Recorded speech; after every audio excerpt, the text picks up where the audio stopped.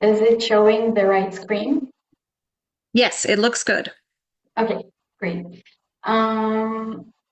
Okay, and I just want to be able to see the chat if anyone has any questions. I'm not sure I'll be able to, but feel free to speak.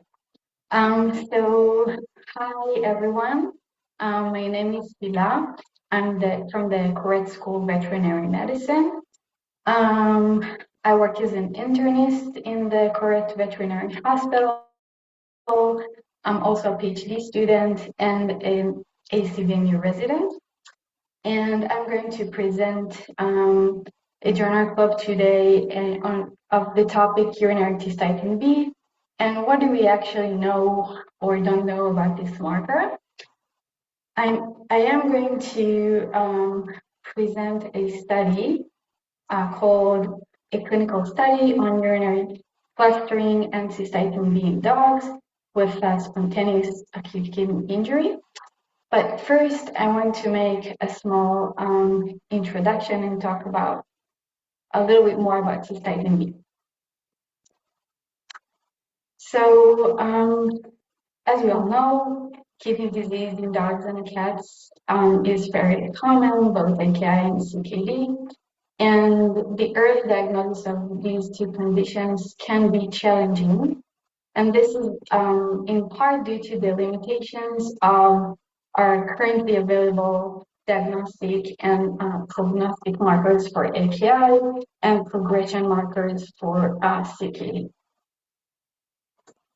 And despite all these new biomarkers we all heard about, we're still mainly using serum creatinine as our most traditional conventional marker for kidney function, as it has been used for decades now. And serum creatinine has its limitations, which I'm sure you're all familiar with. One is that it is variable among dog breeds, and it can be affected by extrarenal factors such as muscle mass and hydration status.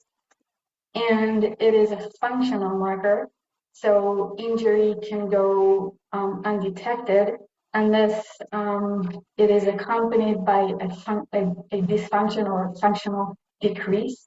And then the severity of this dysfunction is only represented when it reaches a steady state. So a substantial GFR changes can occur, especially in the early stages of AKI or CKD, and only be associated with a small change in serum creatinine, which can even stay within the reference range. So due to these limitations, we are in need for new biomarkers that will have the ability to aid us in early diagnosis of kidney diseases, reflect injury and not just dysfunction, that will serve as markers of progression for CKD and as prognostic markers for both diseases.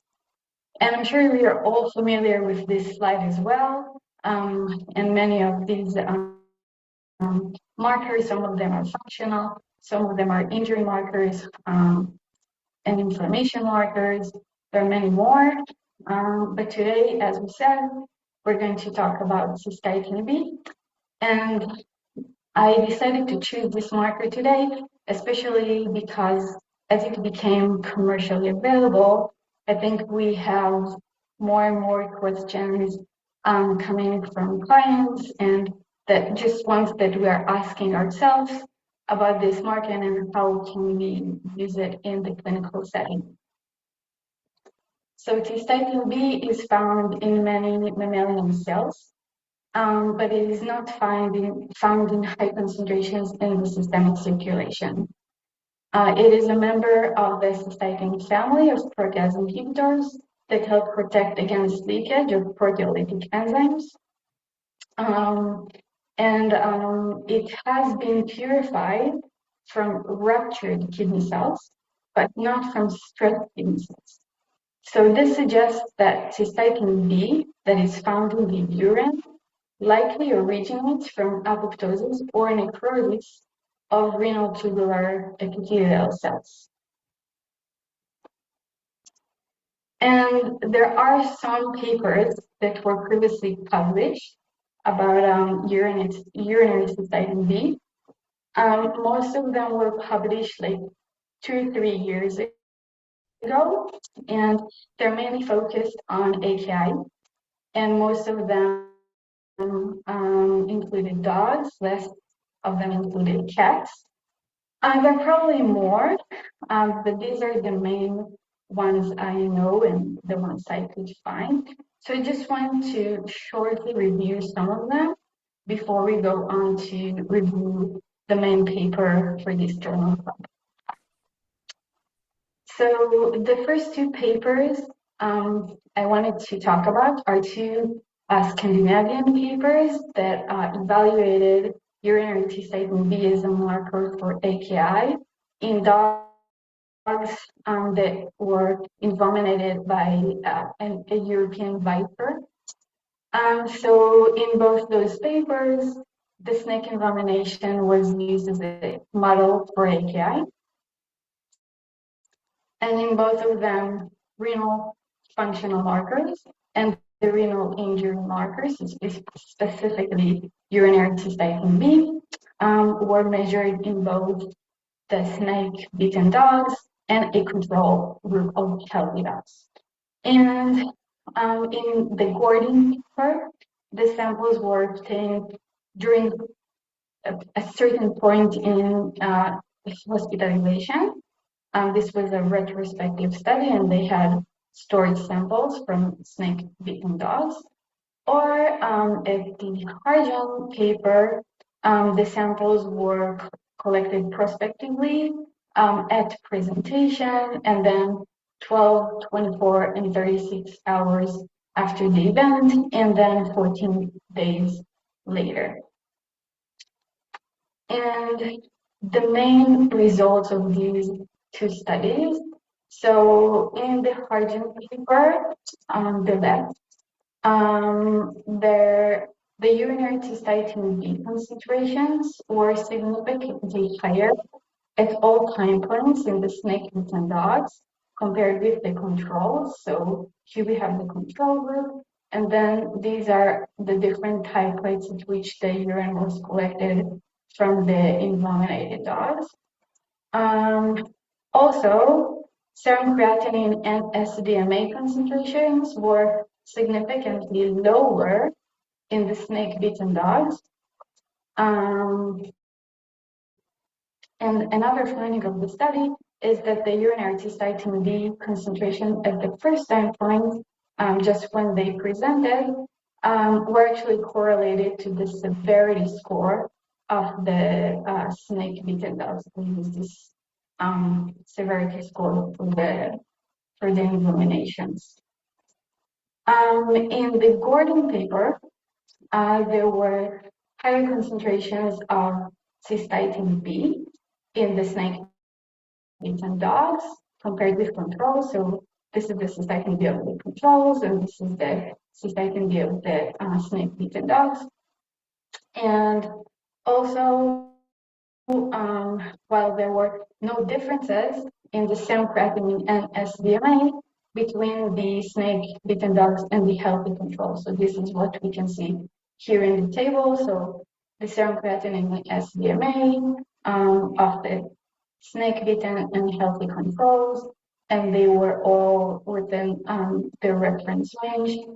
And then when we look at the urinary cystatin B, both the absolute and the normalized values, we see that they were higher in the envenomated dogs.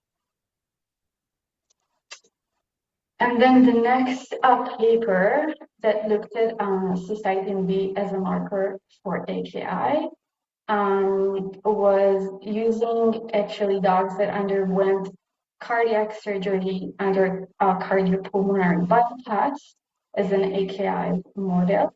So in this study, 19 non-azotemic dogs were included, dogs that underwent this cardiac surgery.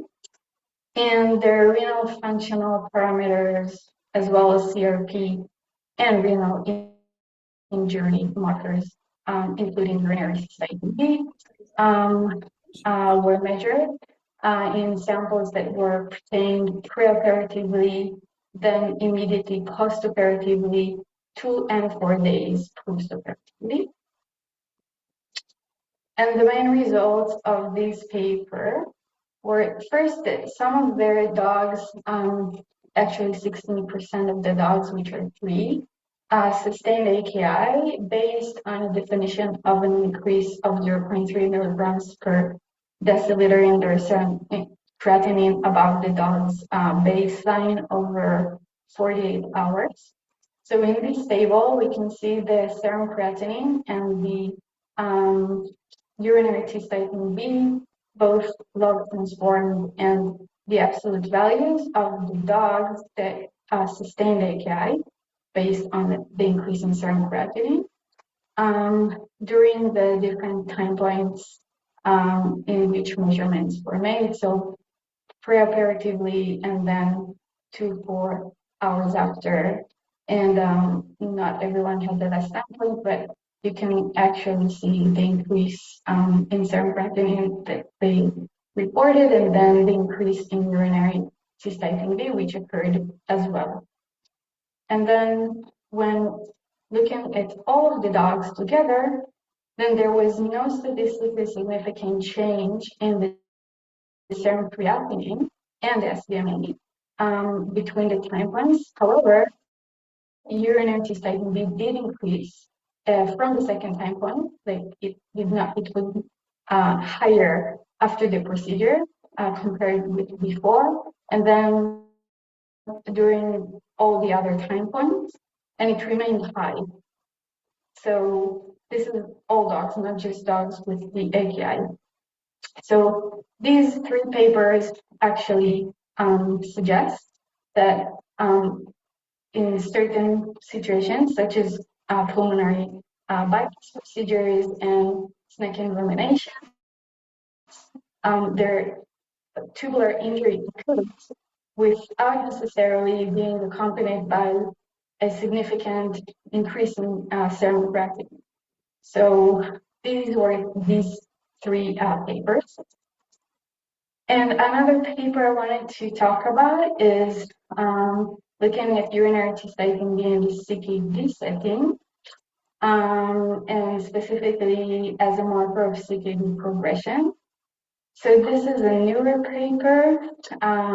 It was published last year, and it included 20 dogs with CKD stage 1 and 52 healthy control dogs that had long-term follow-up. And in this study, the dogs with CKD were divided to a progressive CKD and stable CKD. And this division was based on the slope of the inverse SDMA, and this cutoff point that helped divide them into progressive versus stable was determined based on the healthy controls inverse SDMAs. So dogs that had a slope lower than the cutoff were classified as stable, while dogs with a higher slope, just because it's inverse, it's like the opposite, were classified as the progressive group. And the urinary cystatin B was measured monthly. And the main result of this study was that urinary cystatin B was able to differentiate stable from progressive dogs when the first cystatin B measurement was used.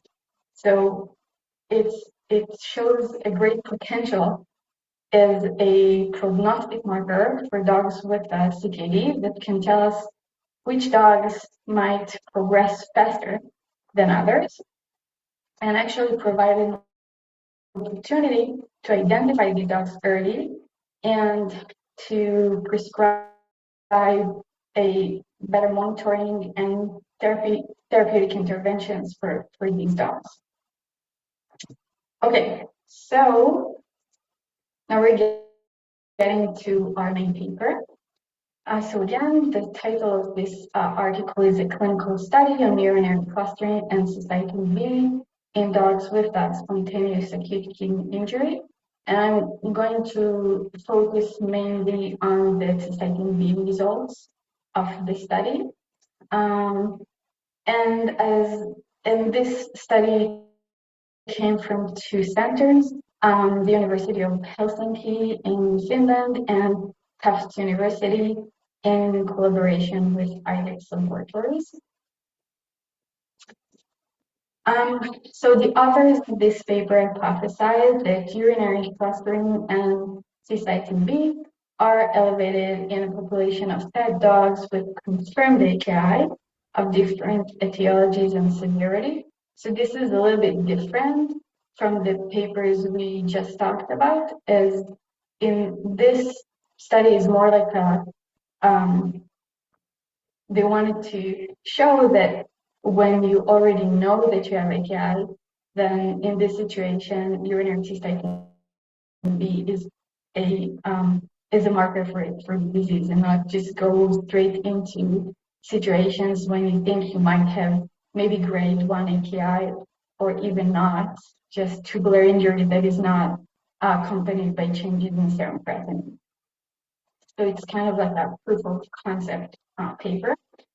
And the other hypothesis was that the initial concentrations of these biomarkers are directly associated with the short-term outcomes in dogs with AKI. So this was a prospective longitudinal observational study, and the dogs that were included, they were divided into two groups. They had a group of healthy controls that came from Helsinki, and these were staff members' dogs, which were deemed healthy based on a normal physical examination, CBC, chemistry panel, urinalysis, and APC. And a group of dogs with AKI, which came from Tufts University, and they were diagnosed with AKI based on acute onset of clinical signs, serum creatinine of above 1.6 milligram per deciliter after correction of prerenal causes, with a concurrent ESG of below 1025, or dogs which were hospitalized and demonstrated an increase of serum creatinine of 0.3 milligrams per deciliter above their baseline over 48 hours. And then dogs that were suspected to have pre-existing CKD, they were very small dogs or pregnant dogs were excluded. So regarding sample collection, the AKI dogs had blood and urine collected within 24 hours after they arrived, and then once daily for 4 days. And if they remain hospitalized, then every other day until they were discharged or they died. And the healthy dogs were sampled at the time of their inclusion to the study. And then for both groups, samples were collected again at 4 weeks and 3 months follow-up visits. The urine for the urinary biomarkers was frozen until it was analyzed at IDEX laboratories. The biomarkers results were primarily reported as absolute values, but they also used the normalized biomarker to urinary creatinine ratio, and they reported it as well. If you're looking at the paper, you won't see it. It's in the supplementary material, but I will have some of the figures from there as well. They also divided the AKI groups into two severity groups, one group of, including the grade 2 and 3 dogs, and the other grade 4 and 5 dogs, just so they can make comparisons between different AKI severities. And they just used conventional statistical methods to compare between the groups. And just for the definition of survivors, they were defined as being alive 1 month after they were discharged. Okay, so looking at the results, the study population included 28 dogs, of them 10 healthy controls, and then 18 AKI dogs, just 1 with grade 2, 5 dogs with grade 3, 11 with grade 4, and 1 dog with grade 5 AKI. And when we look at age and the body weight, they were indifferent when the healthy and the AKI groups were compared. The etiologies of AKI included Lyme nephritis, which was a major etiology in this cohort, but also for the 7 dogs that were diagnosed with Lyme nephritis had a positive urine culture, so pyelonephritis could not be ruled out as a possible etiology for AKI in these dogs as well. 3 dogs were diagnosed with leptospirosis, and then 1 dog each was diagnosed with heat stroke, grape intoxication, sepsis, multi-organ failure, urethral obstruction in combination with pyelonephritis and ibuprofen intoxication as the AKI etiology, and the etiology was unknown in 2 of the dogs. Looking at the clinical pathological data, so as expected, all the kidney function parameters, as well as the albumin and the hematocrit, were different when AKI dogs were compared with healthy controls. And when we look at the urinary biomarkers at inclusion, and specifically urinary cystatin B, we can see that they were higher in the AKI group compared with the control group. So this is the absolute urinary cystatin B values, and this box and whiskers shows the normalized urinary cystatin B to urinary creatinine ratio. So again, there was a significant difference between the healthy controls and the AKI, which had higher concentrations of urinary cystatin. When they compared the different severity groups within the AKI group, there were no statistical differences between the more severe grade 4 and 5 group to the less severe AKI grade 2 and 3. Both in the absolute urinary cystatin B values and also when the ratio was compared between the groups. 61%, which is 11 dogs in this cohort, died of the AKI. 1 dog died 64 days after discharge, so it was included as a survivor in the analysis because it was the analysis for 30-day survival. And what this analysis showed is that the initial urinary cystatin B concentrations were significantly higher in the non-survivors compared with the survivors. So this was really interesting to see. So again, the survivors, the non-survivors, and the control, and the difference was significant. On the other hand, serum creatinine presentation was not different between survivors and the non-survivors. Okay, so just discussing the main results of this paper, the urinary cystatin B was higher in the AKI versus the healthy controls, and this is likely due to this renal tubular damage we believe the urinary cystatin B reflects, and this is in line with the previous studies that we've gone over. And also, they found that urinary cystatin B is a prognostic marker in dogs with AKI that could differentiate survivors from non-survivors based on the values at presentation, which might be very helpful in guiding owner expectations, making therapeutic decisions, delivering the prognosis to the owners.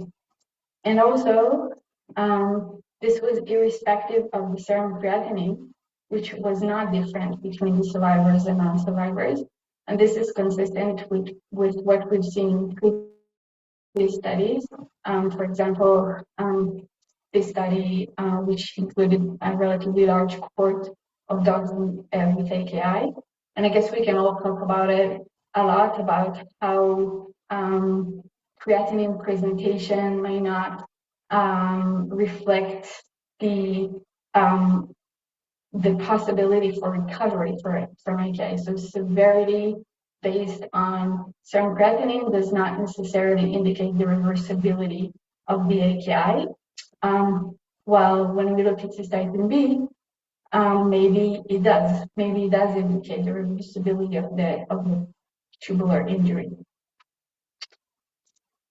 Another point in their discussion is that the urinary cystatin B was not different between the AKI of different severities. And again, this is an injury marker, and creatinine is a functional marker, and they do not necessarily correlate. So this might be one explanation. And another explanation might be just that it happened due to the relatively small number of dogs in each group. So maybe just a type 2 error here. They did have a relatively high mortality rate of 61%. Again, it could just be the result of this small cohort that maybe does not really represent the entire population.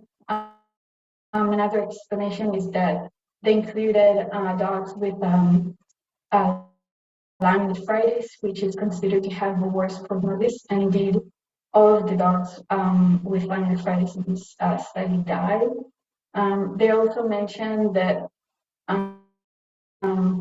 theoretically, Lyme nephritis is a chronic disease, and maybe these dogs, although they presented with acute clinical signs and did not have any other evidence of CKD imaging or historically wise, they actually did have CKD and then presented with an acute and chronic disease, which might be different when we look at the cystatin B compared with just conventional AKI. Regarding the follow-up, it could be really interesting to see what happened with the cystatin B especially during those first days of hospitalization. However, only a small number of dogs did have that follow-up, so it precluded the authors from doing any analysis, so they just described it. And what they said is that urinary cystatin B actually decreased in all of the survivors from the time of inclusion to the last follow-up visit. And then they suggest that it's because urinary cystatin B reflects active ongoing tubular damage, but once those dogs were recovered, it decreased, which really makes sense. They also talk about why they primarily report the values as absolute values and not normalized. And this is because normalization to urinary creatinine in the AKI setting may be problematic because of the substantial variation in the urinary creatinine excretion in dogs with AKI. And then this study had several limitations. So kidney specificity is one of them. It is possible that urinary cystatin B is excreted from other organs, and we don't really know that yet. And then maybe further study including another group of systemically ill dogs which do not sustain AKI, which is really hard to tell, could help us evaluate the specificity of this marker. And they also mentioned there are different geographic applications, although I'm not sure how much it could influence the cystatin or the results. And another thing I wanted to add is the fact that it did not include dogs with AKI grade 1, which precluded assessing the sensitivity of this marker for diagnosis of early AKI. And their conclusion is that urinary cystatin B is a marker for AKI and a prognostic value, irrespective of serum creatinine. So now, if anyone has any comments or questions or just anything about cystatin B, I would love to hear. And if you don't, or you don't want to talk, I prepared some Kahoot questions so we can switch over to that. But if anyone do want to talk, then go ahead.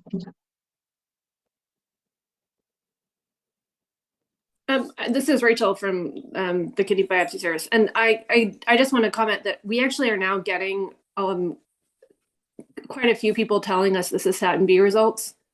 Mm-hmm. So when they submit their biopsy, so that's kind of cool to actually have like one more data point for us.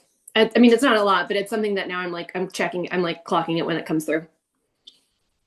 And do you have any observations, or you just started, or you? Yeah, I think it just started, but it's usually like, I mean, sometimes it has been difficult to like tell people that they need to submit like creatinine and UPC.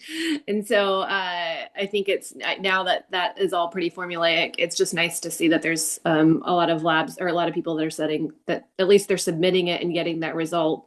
But no, it's not like I've tied it to any kind of specific lesion or anything.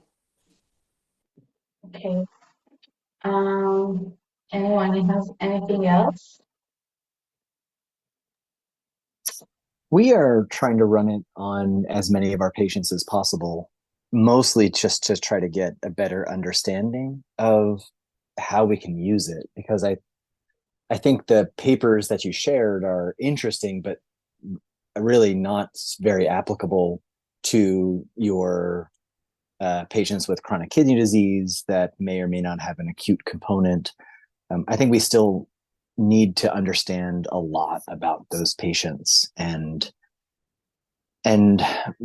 vets might ask, well, what do we do? That one paper showed that if they have a high CysB, they're going to have a higher likelihood of having progressive CKD. So should we be re-ultrasounding those patients? Should we be looking for evidence of infection, making sure their blood pressure is controlled? I would imagine we're probably doing that regardless. So how do we deal with the high CysB in a patient who's coming in for a routine recheck of their chronic kidney disease? I'm not quite sure yet. I don't really know if that justifies a very expensive ultrasound, which probably has a very low sensitivity to tell me something that's happening. I don't think that is likely a reason enough to biopsy a patient if everything else is stable. So I'm not sure. I feel like it's a similar situation to SDMA when it came out, that there was a lot of hype, but maybe the utility of it might not be quite as great as what has been suggested, or maybe we just don't understand enough in terms of how to apply it and when it makes a difference and when it doesn't. So I feel like it's still too early to really know what to do with it in my hands. Yeah, I totally agree. Even after going through all the papers that are out there, I do think it might have really great potential, because at least it's different than SDMA was to creatinine, because it reflects a different kind of process, as it is an injury marker and can tell us probably more. Like a different part of the picture. But I totally agree that we still don't know enough, and we need to know much more before we can implement it into the clinical practice. But sometimes, like happened with the SDMA, I guess, as we start to use it more and more, I guess we'll just find out more. And maybe so people can feel more free to say what they're thinking as well. We can give like this short quote. I just want to make sure I'm sharing the right thing. I just wanted to share a couple of cases that I had recently in cats, specifically with kind of an acute on chronic kidney disease with obstruction of the ureters. One cat had a sub previously placed on the right kidney, and of course, a couple of years later, after having CKD stage 2, 3 stable for a couple of years, obstructed the other kidney and became very acytemic from creatinines that were ranging from 3 when he was stable to 12 when he obstructed the other kidney. And in this case, we submitted urinalysis a couple of times during his time in hospital. He went for a second sub. And interestingly enough, the urinalysis came back with normal cystatins, even though he had a clear acute component to his disease. And similar to that, we had a cat that had a bilateral obstruction of the ureters and had a pretty significant AKI. And since IDEX is now, getting cystatin B on most of their urinalysis, this cat also had a normal cystatin. So, the question also becomes what kind of AKIs are truly identifiable with these specific biomarkers. I think that saying AKI in general doesn't really give us a whole lot. We have to kind of focus on specific populations of AKI. And in this case, does the obstruction preclude accumulation of these biomarkers? I'm not sure. Or does it's not really full necrosis? So something to put out there, because similarly, we saw a study, or at least there was an abstract at IVEX a few years ago, with SDMAs and cats with urethral obstruction, where these cats had an AKI, stage 4, stage 3, and they all have normal SDMAs. So I just want to put that personal kind of experience with biomarkers and obstructive uropathies, because I think we cannot generalize AKI overall. Yeah. To different patterns, I guess, of urinary cystatin B or any injury marker for that matter. I think it's even more maybe complicated when you're talking about an etiology that is actually like the azotemia might be post-renal, and at some point, of course, you get also an intrinsic renal injury, but you cannot really tell. And then if you have a reliable marker, which could tell you whether or not what you're seeing is post-renal azotemia, or that you have a component of renal injury, can be Yes. really helpful. Being sound like a stereotypical diagnosis. I'm not sure about it'll be the And we also have some data which will probably publish relatively soon, paper that was already accepted, in which we looked at cystatin B in cats. And we did have a group of cats with urethral, not ureteral, but urethral obstruction. And these cats, actually, their urinary cystatin B was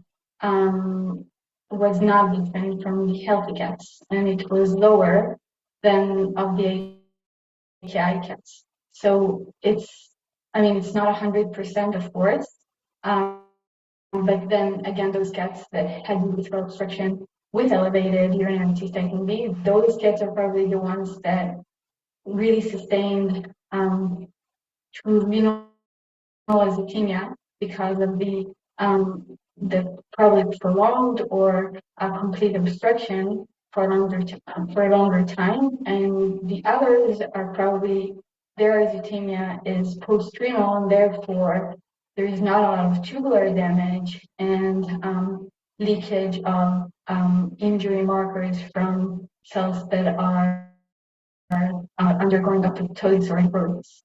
So this is another potential utility of such markers, but first, of course, we need to prove they can really differentiate those types of azotemia, yes.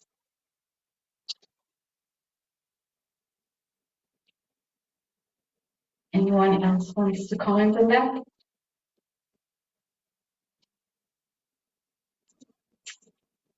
Okay, can you see the screen with the Kahoot?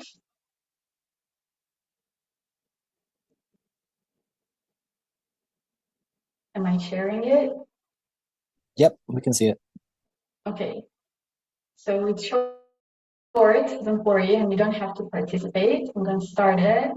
It's going to give you a pin, and then you can scan whoever wants to.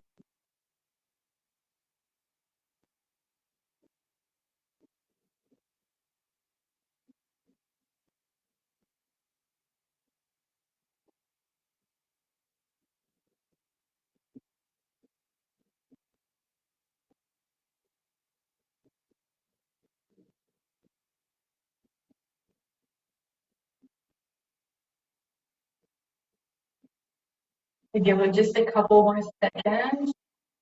Let's see if we have some more participants. You can be anonymous. Don't be shy. You don't have to answer if you don't want to. And there are no points. Okay, okay, maybe. Okay, 10 more seconds for anyone else that wants to speak. Okay.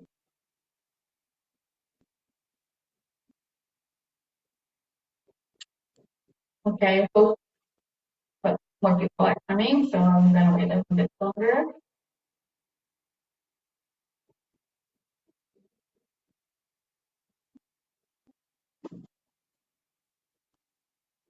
It's not a quiz, it's just to see what people are doing.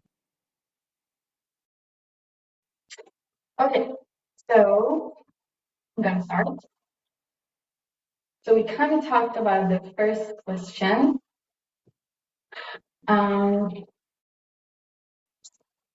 It's great. It's not a quiz. There are no right answers.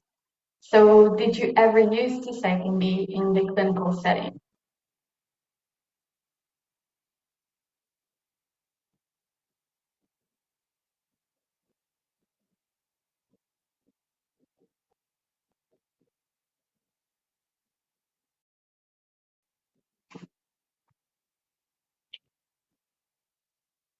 Okay, so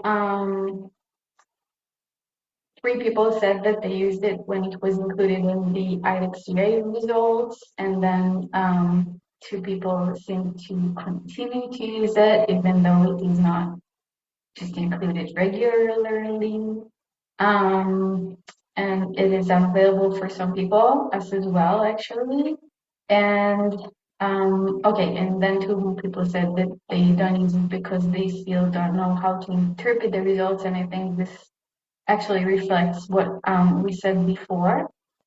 I'm not sure I would use it just as JD said to gain more insight and data in my clinical setting, at least. or that I would say, well, I'm not gonna waste the owner's money on a test that I don't know how to interpret yet. And so I agree with like all the possibilities. And I don't know, just that some people are using it. So you can tell us what you think after on the next question. Okay, no points, I promise. Okay, so when would you use this Cystatin B if you are using it or if you could use it? In the AKI setting, in the CKD setting, that patients at risk for one of those other, and then please speak up if you choose that.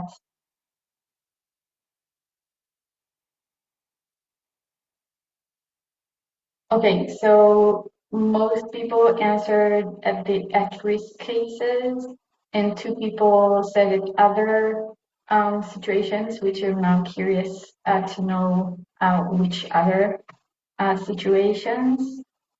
Do you want to tell us? You don't have to. Okay, so I do agree that probably the at-risk is most interesting because when we already have AKI or CKD, we kind of know where we at. Well, not really, but at least we're used to using serum creatinine like to guide us and tell us what's the severity for diagnostics, for not really prognostic, but as much as we can use it for prognostication. But we do have this big problem with patients at risk. For me, that means for like I have some examples for that. For example, patients that are were exposed to a nephrotoxic substance or drug, and they're presented and they're clinically well. Their creatinine is totally normal within the reference range, and I don't know if they're having a tubular injury as we speak, and if I discharge them because they look completely fine and they don't have any evidence of kidney dysfunction at the moment, will I be like missing an opportunity to treat an early AKI? So for me, if there was this marker that can tell me if there is a tubular injury going on in this patient, it would be very helpful to decide what to do with them, how to monitor, whether to initiate therapeutic intervention or not. Also monitoring patients that are receiving drugs that can be nephrotoxic, like some chemotherapeutic drugs or NSAIDs, and then I can monitor besides the creatinine, which when is increased is already maybe too late for some of them, those like a marker for tubular injury.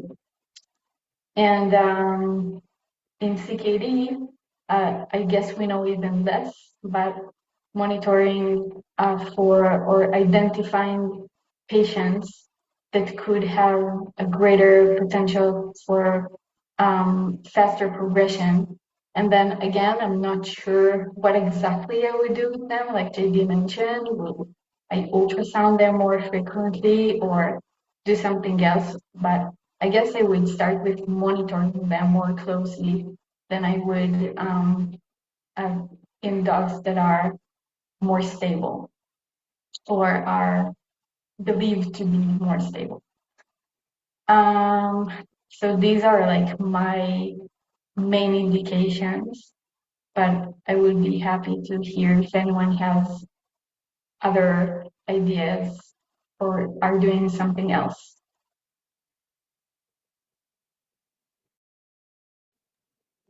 I'm just wondering if the threshold needs to be better defined.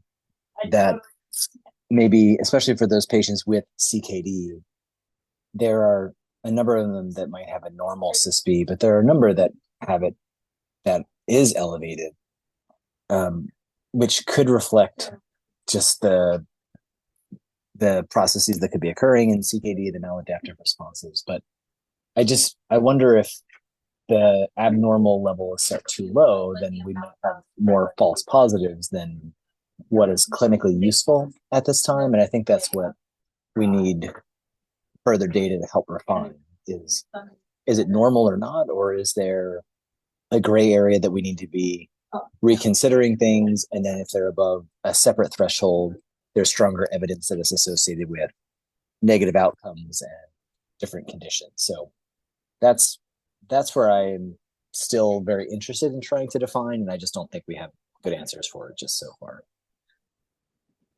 Yeah, that's an important point that I guess someone like you that is regularly measuring urinary cystatin B is starting to appreciate.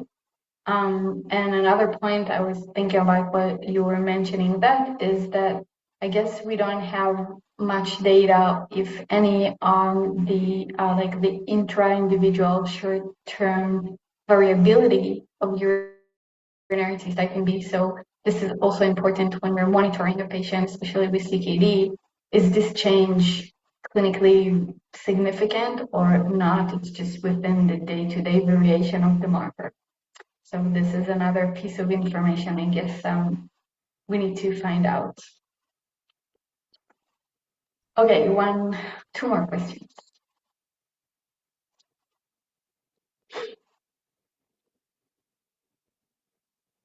So what do you do if urinary cystatin B is high in a routine health check?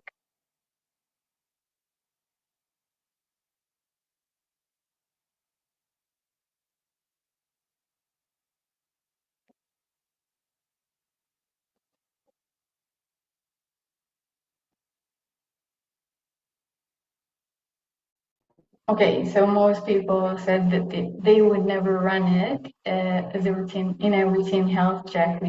Makes sense, I guess. And then we do have someone said nothing, and someone that said he will perform a follow-up visit shortly. And I guess everything at the moment is like, logical. I guess it depends on the patient, on how high the urinary cystatin B was. Why did we decided to perform the routine health check? Is this like a very like a geriatric animal we suspect might have stage 1 CKD? I guess it really depends on the situation. But I agree, I would not include it in my routine health checks at the moment. If anyone else has anything to say about that, then I guess. Hi. Okay, one last question. Okay, hi. Hi, sorry. We use IDEX routinely, and so IDEX just includes it if we return an IUA and chemistry, like it just gives us a cystatin B, we're not ordering it. And I made the comment in the chat where I see a fair amount of them that they're abnormal, and I have no idea what to do with them. So a lot of the times we do, unfortunately, just kind of ignore them if the pet is otherwise clinically well, doesn't have evidence of an AKI or anything like that. So When it first, go ahead. So what do you do if you get like in a clinically healthy animal and you get this higher result? What do you do with it? We largely ignore it. If someone is unwell or if the pet is not doing well, or I don't know, the owner has any concerns, sometimes we'll follow up on it. But I would say almost 50% of the time we run it in a normal animal, it comes back abnormal. Oh, wow. And is it like very abnormal or close to the cutoff, or it can kind of range. I don't know. When they first started offering it, our ER would come down all the time panicked, and these would be like normal animals who had like a paw laceration or something like that. And so it's just really hard to tell the owner to do a lot of follow-up if the animal is totally clinically normal. Yeah, it just, I think, demonstrates how much we still need to learn about this marker.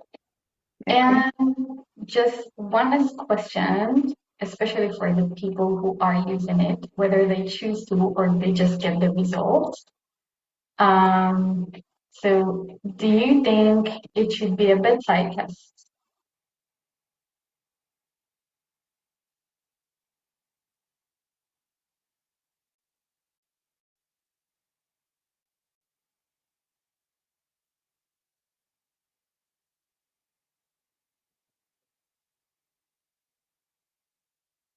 Hey, we've got an equal amount of people answering yes and no. Anyone wants to say why they chose either yes or no?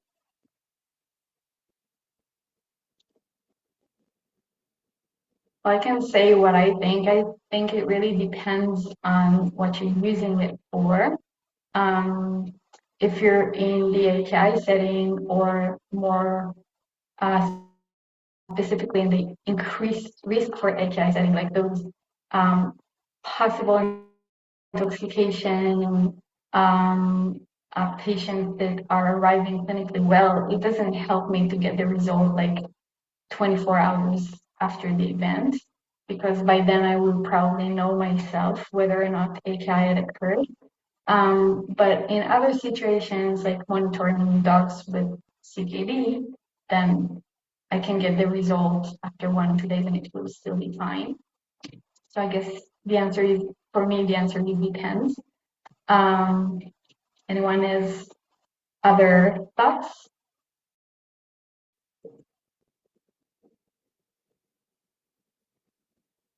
Yeah, I don't think it's something that I need to know the result of today.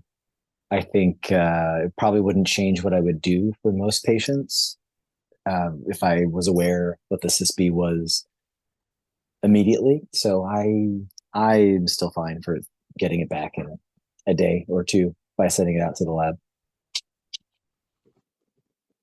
Yeah, I think for most situations, that's probably true. Okay, so I don't have any more questions for you. Thank you all for bearing with me. And see you in Rachel rounds if you're going there. And if anyone wants to say comment or question before we say goodbye, then now is a great time. Okay then. Thanks, Hilla. Thanks That was again. great. Thank you. See you in the Thank next you. one. Bye.